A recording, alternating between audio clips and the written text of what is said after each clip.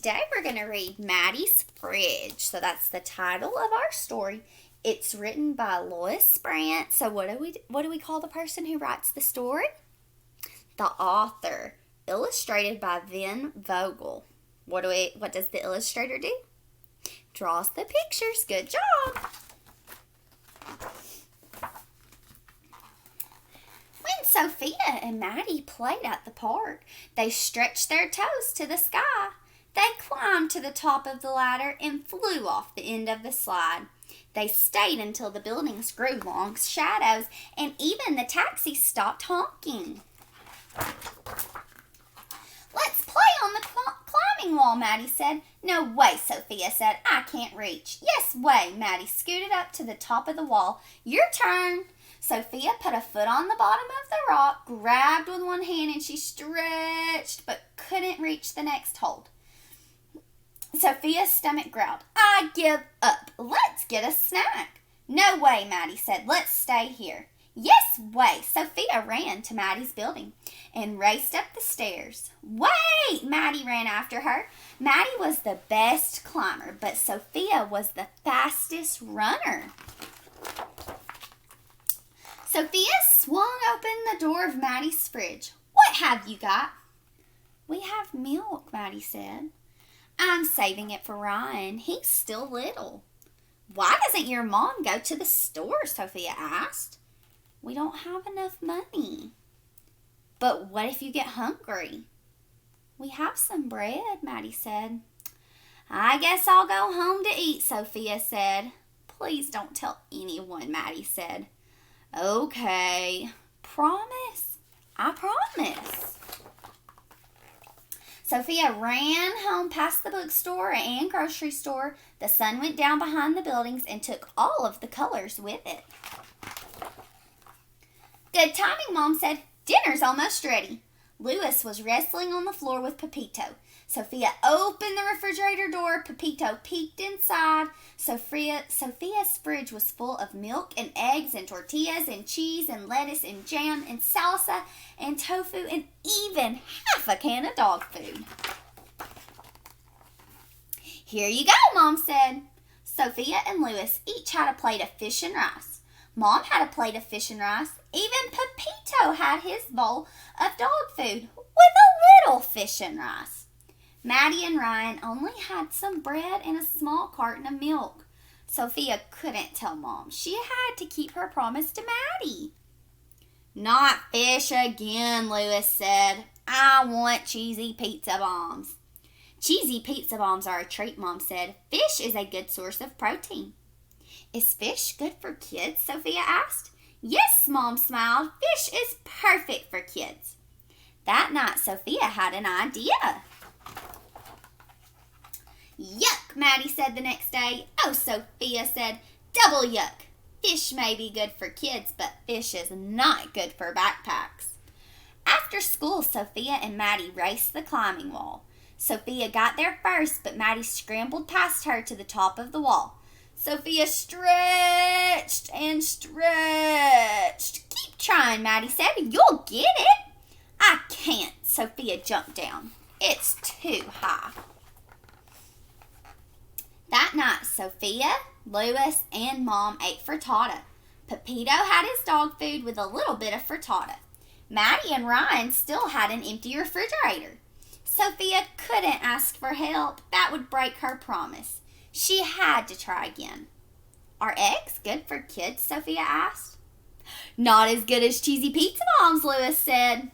Cheesy pizza bombs are a treat, Mom said. Eggs are good for you. After dinner, Sophia packed eggs for Maddi and Ryan. Yuck, Maddi said. Double yuck, Sophia said. Eggs may be good for kids, but eggs are not good for backpacks. Sophia and Maddi raced to the climbing wall. Sophia won again, but Maddi shot past her to the top of the wall. Sophia grabbed one hold, reached for the next, and came down with a thump. That happens sometimes, Maddi called. This is impossible, Sophia said. Keep trying, Maddi said. You'll get it. That night, Sophia, Louis, and Mom had burritos. Pepito had his dog food with a little bit of burrito and no salsa. Maddi and Ryan still had an empty fridge. Sophia wished she hadn't promised Maddi. Are burritos good for kids? Sophia asked. Burritos are very good for you, Mom said. Not as good as, Louis started to say. You should pay attention to nutrition like your sister, said Mom. The next morning, Sophia put 2 burritos in her backpack, along with tortillas, beans, cheese, and even some milk.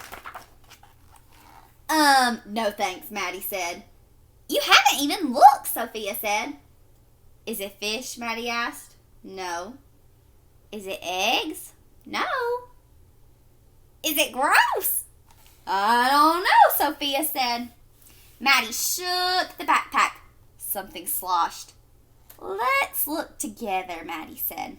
1, 2, 3, go! Burritos are good for kids and good for backpacks too. Do you want some milk, Sophia asked. Thanks, Maddi said, but I'll save the milk for Ryan. Sophia and Maddi raced to the climbing wall. Sophia won as usual and tried to climb. You can do it, Maddi said. Take my hand. Woohoo! I made it to the top, Sophia shouted. We're the tallest kids in the park, Maddi said. Thanks for helping me, Maddi. I couldn't do it alone. Maddi shrugged. That's what friends are for. After they finished playing, Sophia walked home past the bookstore and the grocery store. Her own fridge was full of milk and juice and chicken and yogurt and bread and carrots and even half a can of dog food. She thought and thought and thought. Maddi's fridge only had 2 tortillas and a cup of beans and a bit of cheese and a little more milk than before. Sophia didn't want to break her promise, but she couldn't help Maddi alone, Sophia told.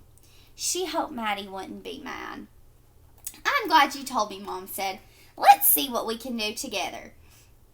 They loaded grocery bags with milk, flour, chicken, carrots, sugar, oil, and even frozen meats and vegetables. Louis pulled his package of cheesy pizza bombs out of the freezer. He thought and thought and thought some more. Then he put his cheesy pizza bomb in Maddi and Ryan's bag. For a treat, he said.